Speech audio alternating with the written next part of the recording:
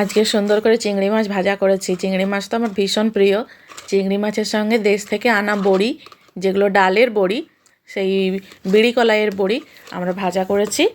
আজকে এই দিয়ে ভাত খাওয়া হবে, গরম গরম ভাত, তার সঙ্গে বড়ি, পেঁয়াজ, কাঁচা লঙ্কা দিয়ে চিংড়ি মাছটা ভর্তা বানিয়েছি।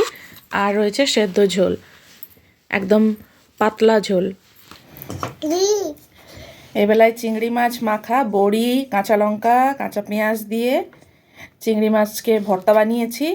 আর তার সঙ্গে রয়েছে সেদ্ধ ঝোল, কলা, পেঁপে, ঝিঙ্গা এগুলো দিয়ে, আলু দিয়ে সেদ্ধ ঝোল। এই চিংড়ি মাছের ভর্তা দিয়েই ভাত খাওয়া হয়ে যাবে, আর ঝোল টোল কিচ্ছু লাগবে না। ঝোলটাও খুব সুন্দর হয়েছে, একদম পাতলা পাতলা সেদ্ধ ঝোল, যাকে বলে একদম সেদ্ধ খাবার, রুগীর খাবার। ঝোলটা খেতে, ওর স্মেলটা খুব সুন্দর, কালো জিরে ফোড়ন দিয়ে ঝোলটা রান্না হয়েছে, তো ঝোলটা খেতে দারুণ লাগছে। আর তার সঙ্গে চিংড়ি মাছের ভর্তার তো কোনো কথাই হবে না। চিংড়ি মাছ মাখা, ঝাল ঝাল করে চিংড়ি মাছ মাখা খেতে দারুণ লাগে। চিংড়ি মাছ তো আমার প্রিয় খাবার।